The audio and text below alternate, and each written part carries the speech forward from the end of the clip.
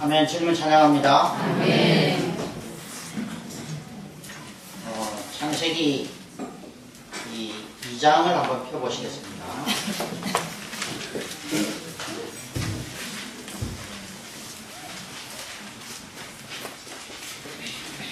2장 7절, 8절, 9절을 제가 함께 읽겠습니다. 여호와 하나님께서 땅에 흙으로 사람을 지으시고 그 코에 생명의 호흡을 불어넣으시자 사람이 산혼이 되었다. 여호와 하나님께서 동쪽에 있는 에덴에 동산을 만들어 놓으시고 지으신 사람을 그곳에 두셨다. 여호와 하나님은 그 땅에 복이 즐겁고 먹기 좋은 온갖 나무를 자라게 하셨고 동산 한가운데 있는 생명나무와 선과 악의 지식나무도 자라게 하셨다. 아멘.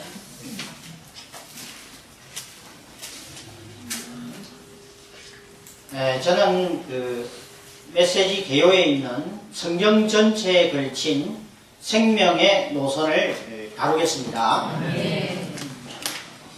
먼저 우리가 이것을 다루기 전에 조금 전에 읽은 이 성경 구절에서 우리가 어느 정도의 빛을 볼 수 있기를 바랍니다. 이 하나님이 사람을 창조하시고 이 사람을 창세기 2장 9절에서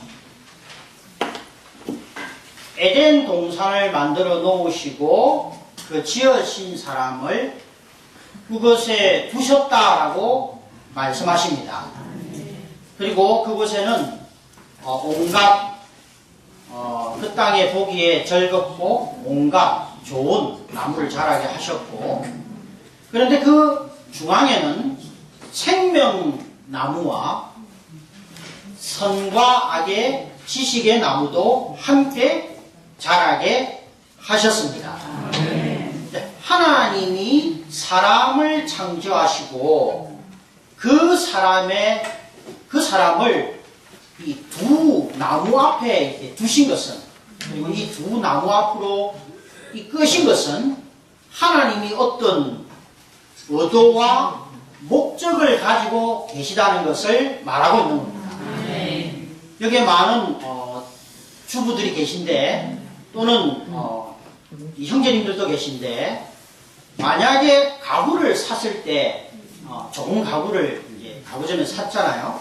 그걸 샀을 때 그것을 그 집에 어디에 배치할 것인가를 이 주부자매님들은 고려하고 생각하고 고민하고 많은 생각을 한 후에, 또 심지어는 가족 회의까지 하고 그것을 가장 적합한 곳에 적합한 위치에 그것을 배치하듯이, 하나님도 우리보다도 더 섬세하시고 더 위대하신 이 하나님이 이 사람을 두 나무 앞에 두신 것은 그분에게 어떤 의도와 목적이 있었다는 것을 우리에게 말하고 있는 것입니다.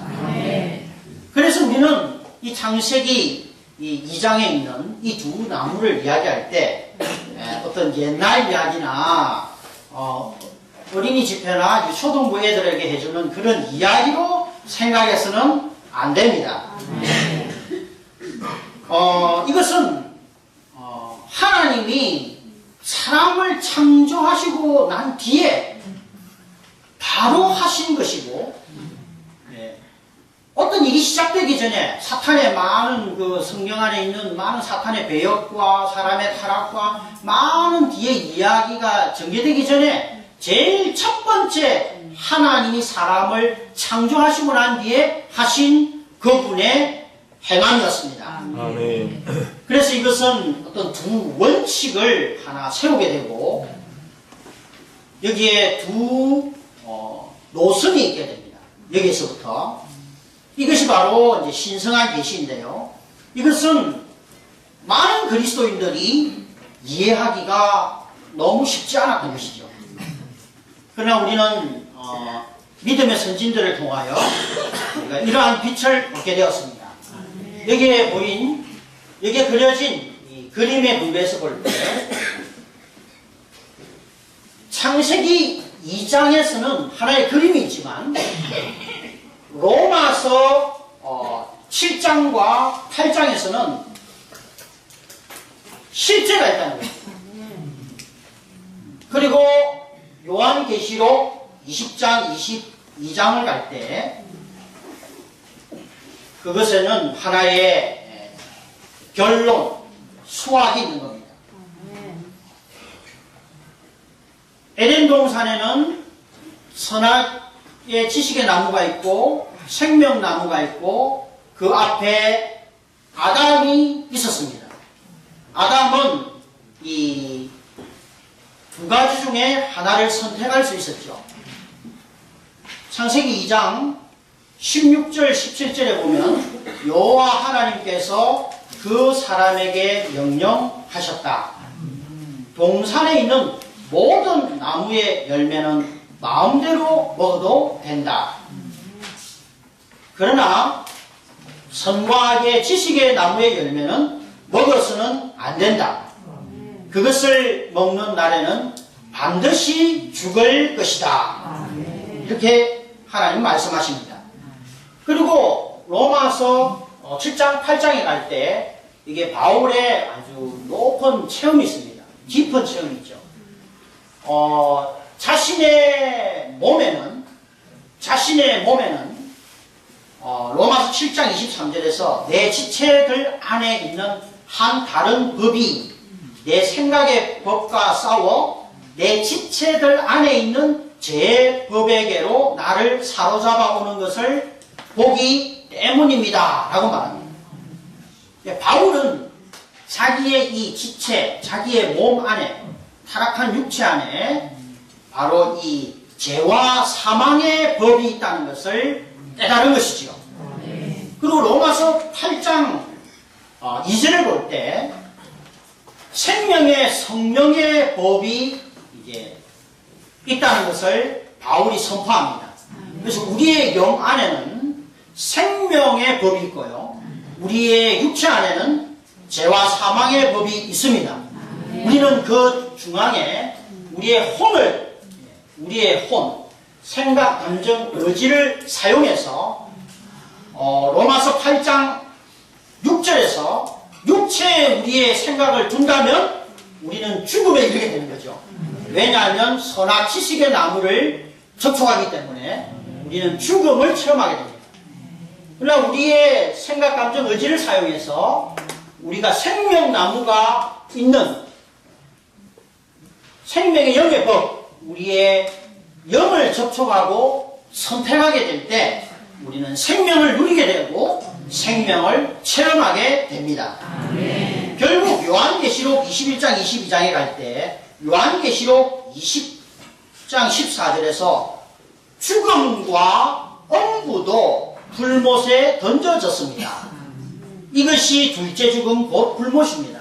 요한계시록 22장 2절에 갈 때는 이 새 예루살렘의 보좌로부터 한 강이 흐르고 있고요. 정금길이 있고 그 강이 흐르고 그 이쪽 저쪽 편으로 생명나무가 있다는 것을 말하고 있습니다. 이 생명나무는 성경의 제일 마지막 절에서도 출현하고 있습니다. 결국 창세기에 있던 그 두 근원은 두 결론에 이르게 되는데 생명나무는 생명의 성 새 예루살렘으로 완결될 것이고 이 선악의 지식의 나무는 가인을 따라서 또 니무롯을 따라서 바벨성을 따라서 쭉 흘러가가지고 결국 물질적인 바벨론, 정치적인 바벨론으로 건축되었다가 이 모든 죽음과 함께 불못으로 가게 될 것입니다. 이것이 성경의 아주 위대한 두 노선인 것입니다.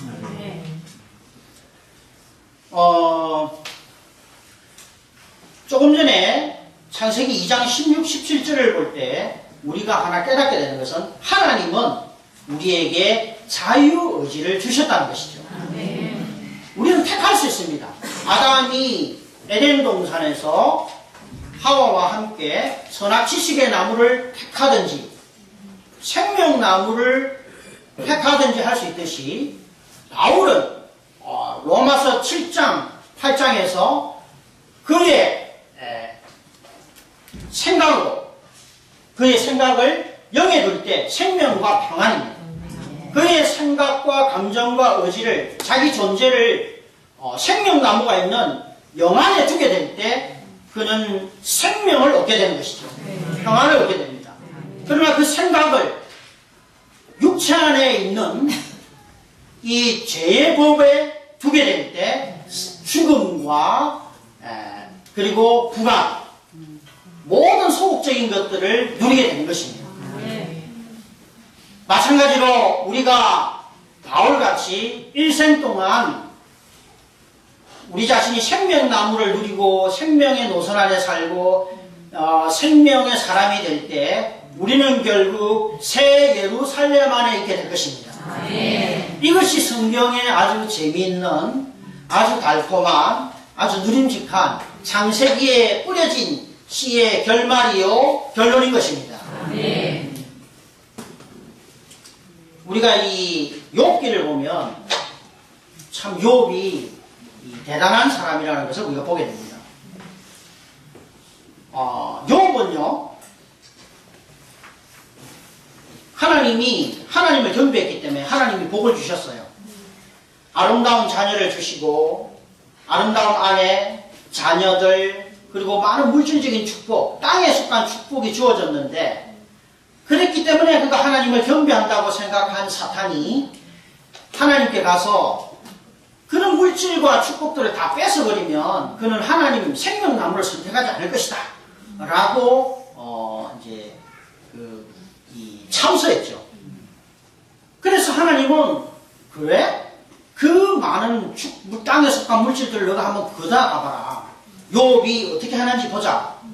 근데 욥은 그의 자녀들과 땅에 속한 모든 가축들을 다 빼앗겼지만 하나님을 선택하고 생명나무를 선택하는 사람이었습니다.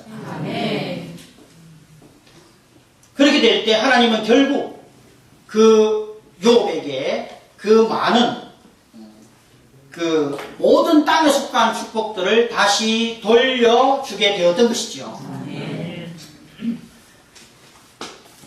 오늘날 많은 그리스도인들이 잘못된 신앙을 가지고 있습니다.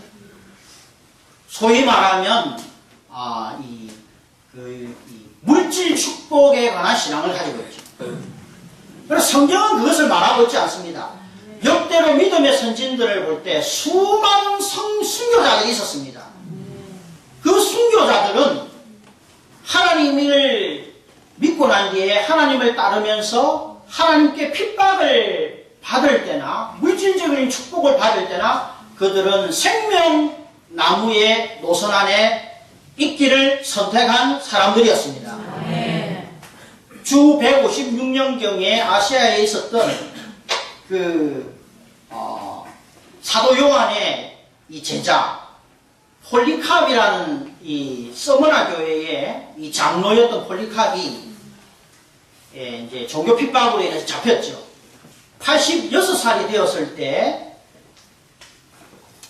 그 사람들이 이 나이 든 사람은 그냥 놔둬도 별 소용이 없고 뭐 죽여도 별 이득이 없기 때문에 네가 나사렛 예수를 부인만 하면 놓아주겠다 했을 때 폴리캅은 나는 주님을 부인할 수 없다. 내가 주님을 믿고 살아온 지가 86년 동안 그분은 한 번도 나를 외면한 적이 없는데 내가 어찌 이 죽음이라는 내 목숨을 뺏어가는 이 죽음이라는 것 때문에 죽기 싫어서 주님을 부인할 수 있겠느냐. 그렇게 해서 폴리캅은 타오르는 불 속에서 불타서 주님께 순교했습니다. 우리 그리스도인들은 우리가 축복받고 남편이 잘 되고 자녀가 잘 되더라, 잘 될 때도 이 생명나무이신 그리스도를 붙잡아야 될 뿐만 아니라 죽음과 핍박과 고난 속에서도 우리는 이 생명나무이신 주님을 선택하는 것을 배워야 합니다. 워치만니 형제님도 그의 사역의 후반기에 그 생명의 풍성, 그가 얻었던 영적인 모든 풍성들을 이제 사역할 수 있는 그 시기, 마지막 20년간을 중국의 감옥에서 보내셨습니다. 주님을 부인하기만 하면 1952년부터 72년까지 주님을 부인하기만 하면은 그 감옥에서 나올 수 있고 편안한 생활을 택할 수 있지만, 그러나 그분은 선악의 지식의 나무의 노선을 택한 것이 아니고 생명나무를 택하신 것입니다.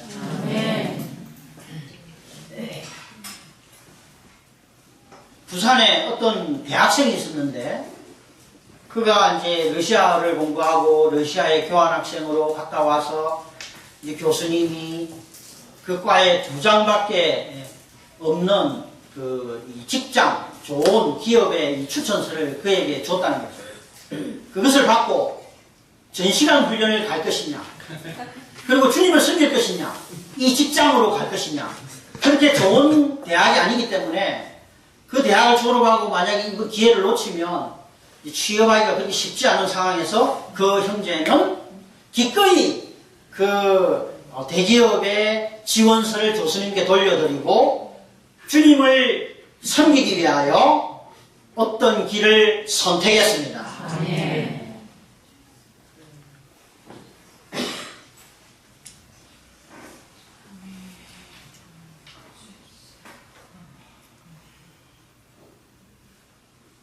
그리고 또 하나, 조일남 형제님께서 잘 교통하셨겠지만 이 생명나무의 원칙은 의지하는 원칙입니다.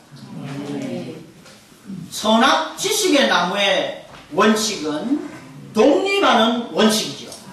어떤 요리사가 요리를 배워서 그러나 이제 결국은 독립해서 그는 하나의 식당을 개업하겠죠. 우리가 초등학교, 중학교, 고등학교, 대학을 졸업하는 것은 지식의 나무의 노선입니다. 그러나 생명나무의 원칙은 의존하고 의지하는 원칙입니다. 좋은 예로 하나님은 아브라함을 갈대아 우르에서 불러내었을 때 그에게 지도나 정보를 주지 않으셨습니다. 오직 하나님의 임재, 그분의 살아있는 임재, 몇 발 걷고 난 뒤에는 또 주님께 물어야 되고요. 또 잠자기 전에는 어떻게 내가 자야 돼, 오늘 저녁을 어떻게 해결해야 될지를 또 물어야 되고요. 그 다음 다음날 아침에는 어느 방향으로 가야 될지를 주님께 물어야 되는, 마치 우리가 호흡을 의존하잖아요. 호흡은 졸음할 수가 없는 겁니다. 물을 마시는 것과 호흡하는 것과 음식은 졸음할 수가 없습니다. 우리가 졸음하는 순간 우리는 죽음이죠. 철저히 하나님은 아브라함에게 어떤 청사진 지도를 제시하지 않으시고 매 순간 매 시간 주님을 의지하고 주님께 묻고 살아있는 그분의 임재를 구하도록 인도하셨습니다. 그것이 바로 생명나무의 원칙인 것이죠. 어제 내가 좋은 말씀을 전했다 할지라도 오늘 아침에 주님, 제가 오늘 어떤 말씀을 전해야 합니까? 주님이 어떤 말씀을 공급하기를 원하십니까? 이렇게 주님을 의지하고 주님을 의존하는 것이 생명나무의 원칙입니다. 심지어는 어떤 영적인 강한 영성을 가진 형제님이 길게 기도하기 때문에 내가 그것을 따라서 또 길게 기도하는 것은 지식의 나무의 원칙인 것입니다.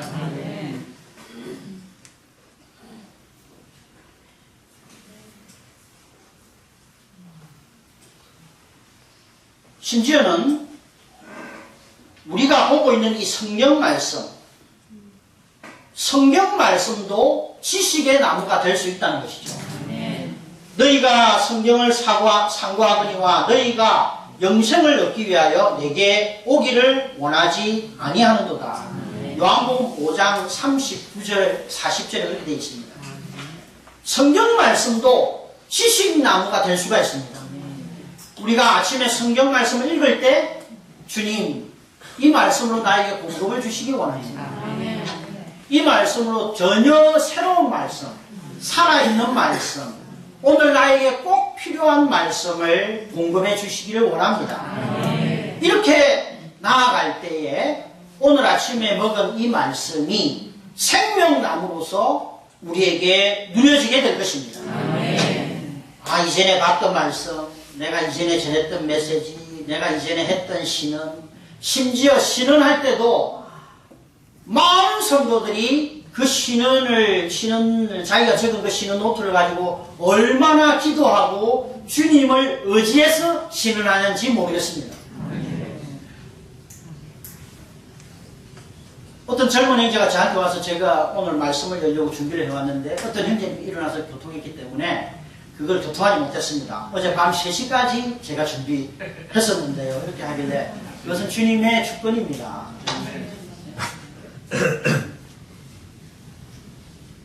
주님을 의지하는 것이 우리에게 너무나 필요합니다. 독립하는 것은 내가 뛰어나고 내가 잘하고 영적인 일에 있어서 전에 내가 이런 경험이 있고 체험이 있다고 생각할 때 바로 전련체가 생기는 것이죠. 전련체는 아주 종이 한 장같이 아주 얇은 것이지만 그것이 우리를 주님의 임재를 끊어버리고 누림을 끊어버리고 우리를 어둠 안에 있게 하고 우리를 죽음 안으로 이끄는 것입니다.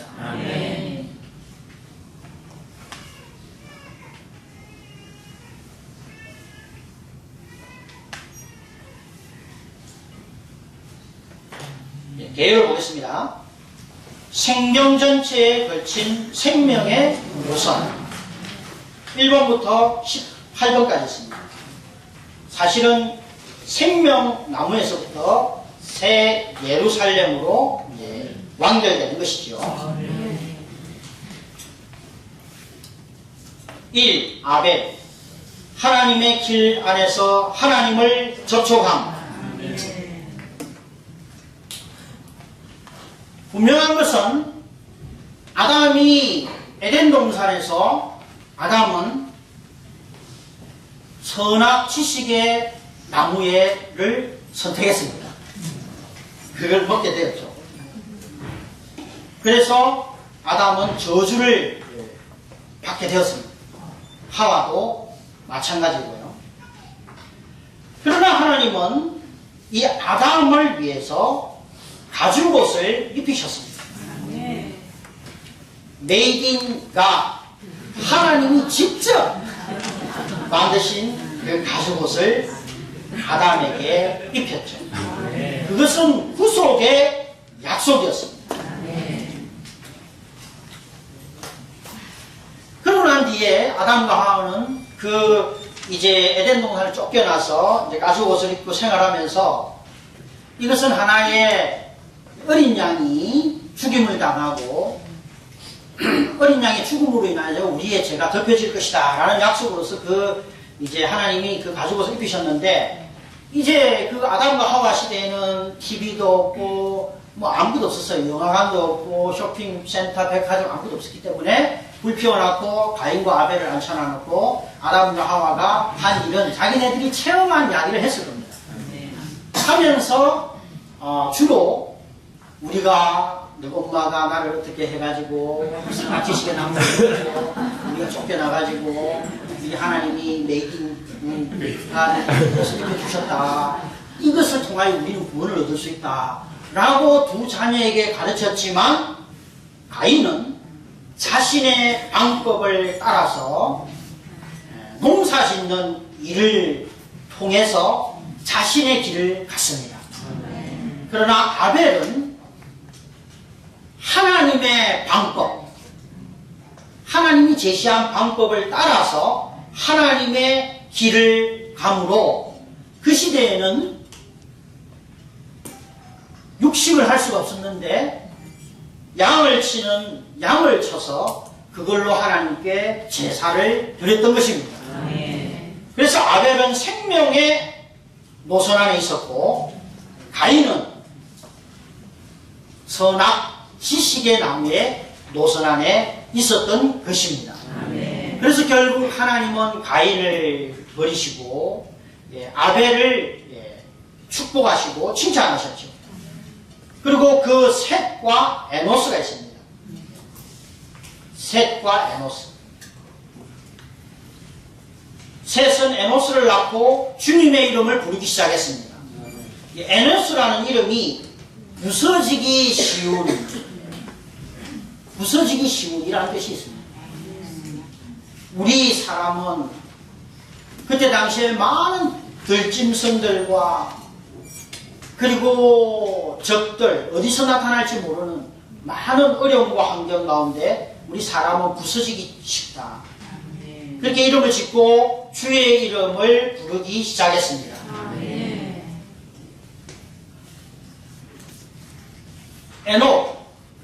에녹은 하나님과 동행함으로 생명의 노선 안에 있는 사람이었습니다. 에녹은 65세 때 자녀를 낳고 300년 동안 하나님과 동행했습니다. 그리고 네 번째 노아는 하나님과 동행할 뿐만 아니라 동행하는 사람이었을 뿐만 아니라 하나님과 함께 일하는 사람이었죠. 하나님을 향해서 봉사하고 방주를 건축했습니다.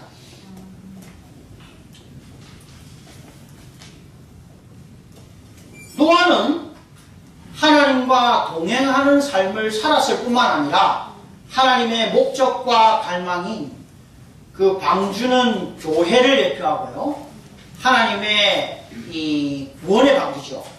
그래서 이 방주를 건축하는 일에 하나님과 함께 동력하는 사람이었습니다. 그러므로 노아는 생명의 노선 안에 있는 사람이었죠.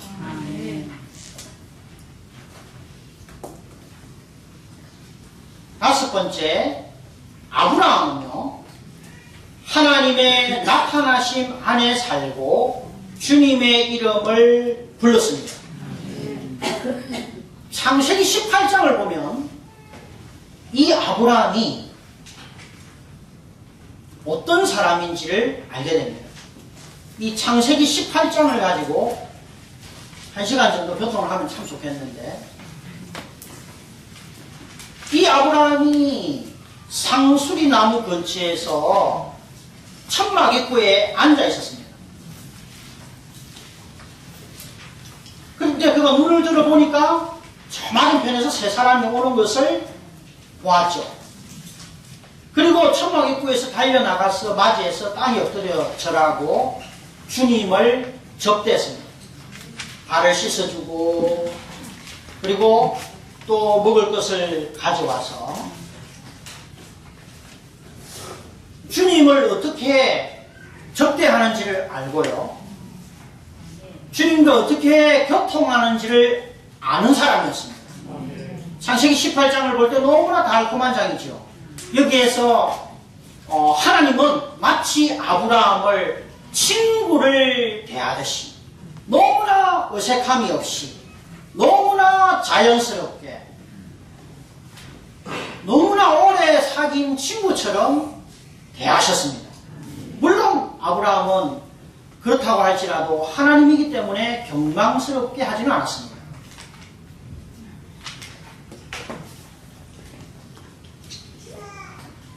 하나님은 아브라함에게 약속을 주시고요. 약속을 주셨을 때 사라는 또 뒤에서 웃었습니다.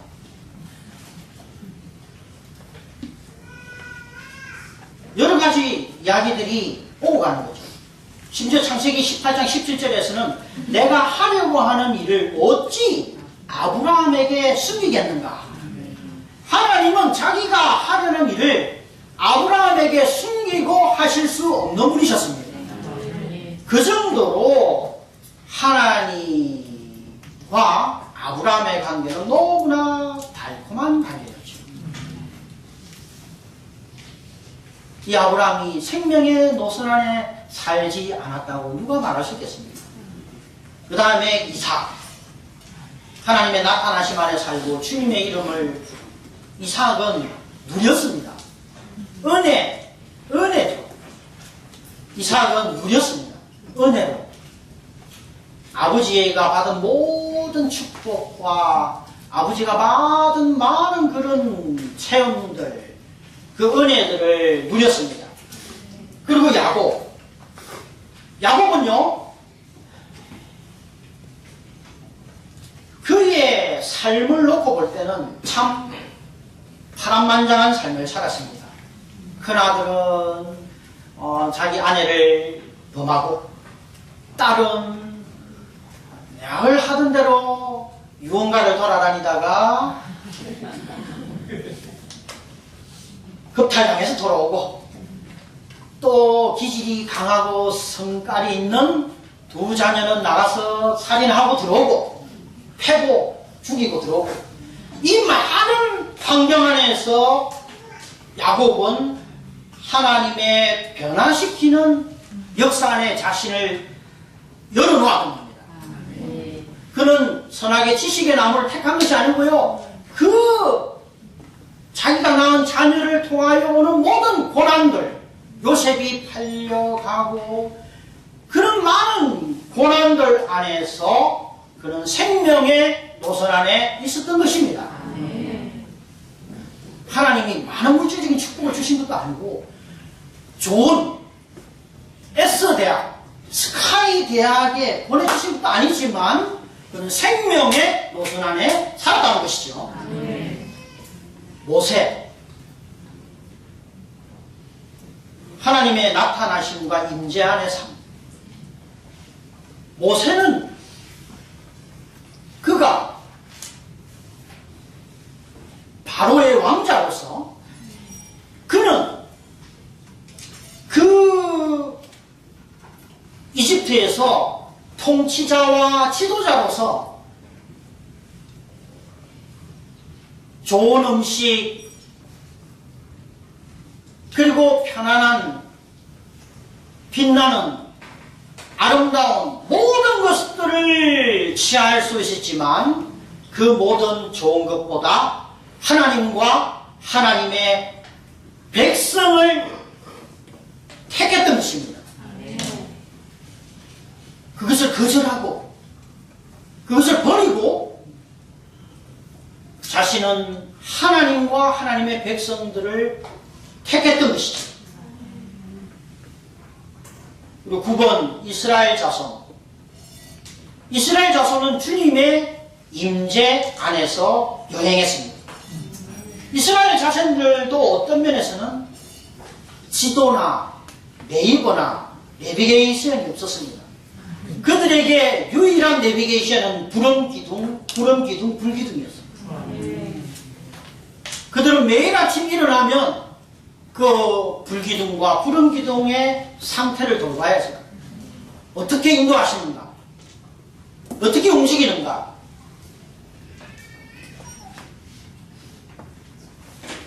이것이 생명의 노선 안에 사는 자들의 삶이었습니다.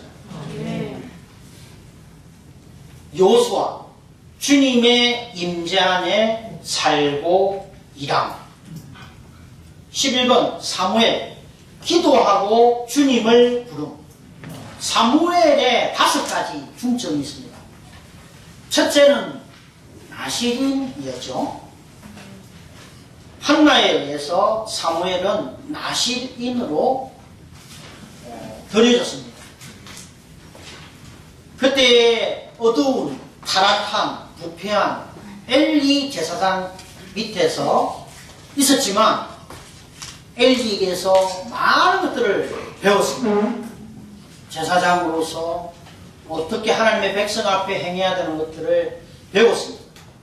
그리고 그는 두 번째로 하나님의 신언자가 됩니다. 신언자, 선지자라고 하기도 하죠. 신언자가 되고, 신언자가 되고 난 뒤에 그는 엘리가 죽고 난 뒤에 제사장이 되고요. 그러고 난 뒤에 아직 완전한 왕의 직분이 오지 않았지만 사사로서의 기능을 하게 됩니다. 그리고 이 사사는 왕이죠. 왕의 직분. 그리고 마지막으로 그는 기도의 사람이었습니다. 기도를 쉬는 죄를 짓지 않겠다. 이것이 바로 생명의 노선 안에 있는 것입니다. 이 모든 중점들은 너무나 귀한 겁니다. 그 시대, 그 상황에서 이들은 다 생명나무의 노선 안에 있었습니다. 다니엘, 하나님께 기도함. 다니엘은 아마 10대 후반에 바벨론의 포로로 잡혀가서 70년 동안 바벨론에서 공직 생활을 했고요. 그리고 난 뒤에 페르시아에서도 공직 생활을 했습니다. 아주 오랜 동안 공무원 생활을 했죠. 그 왕을, 심지어는 왕의 어떤 중요한 결정에 대해서 그 페르시아와 바벨론에 많은 유능한 사람들이 있었지만 왕은 이 다니엘을 믿었고요. 중요한 일을 맡겼습니다. 그러나 다니엘은요, 그 중요한 위치, 그 좋은, 그 제국이잖아요, 제국. 그 제국. 큰 나라입니다. 거기에서 아주 중요한 직책을 맡고 있었지만, 그의 마음 깊은 곳에서는 하나님과 하나님의 백성이 예루살렘으로 돌아가서 하나님의 왕국이 회복되어야 된다는 것을 그는 잊을 수가 없고, 그것이 자기에게는 가장 중요한 일이었기 때문에 그는 하루에 3번씩 기도한 것입니다. 심지어는 바벨론에서 공직생활을 했잖아요. 그것도 아주 중요한 일을 했습니다. 정권이 바뀌었어요. 페르시아의 왕이 왜 그런 많은 인재들을 두고 다니엘을 또다시 등용해야만 했겠습니까? 심지어는 페르시아의 이 주요한 그 공직자들이 그 다니엘을 재신임해야 된다. 그가 어떻게 일을 처리했고 어떤 방식으로 일을 했고, 그래서 부정부패한 일을 다 찾아내어서 페르시아 정권에서는 이 사람을 사용해서는 안 된다 라고 해서 다 뒤졌지만 어떤 부정도 찾아내지 못했다는 거죠.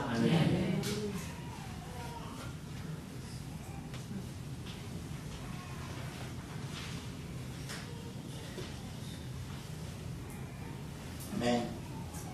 14번 예수님, 사복음서를 읽어보시기 바랍니다.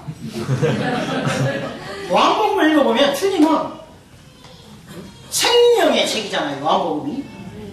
그분의 제자들, 그리고 율법학자들, 많은 제사장들이 옳으냐 그러냐 맞느냐, 성경에는 이렇게 기록된데 너는 왜 그렇게 하냐, 다 그런 방식으로 너는 틀렸느냐 맞느냐 이런 방식으로 접근해 왔지만, 예수님은 어떤 대답도 내가 옳다 그러다고 말하지 않으시고 생명의 방식으로 대답했다는 거죠. 요한복음 3장에서 니고데모가 와가지고 뭔가를 가르쳐 달라고 했을 때 주님은 니고데모에게 너는 생명 안에서 거듭나야 된다.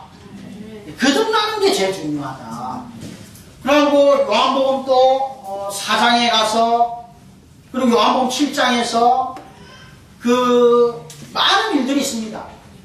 제자들은 예수님과 논쟁하려고 했습니다. 그러나 예수님은 생명 안에 사는 분이었고 생명의 사람이었고 그분 자신이 생명나무이셨기 때문에 요한복음을 읽어보면 이 예수님이 생명 안에 있는 사람이라는 것을 우리는 발견하게 되는 것입니다.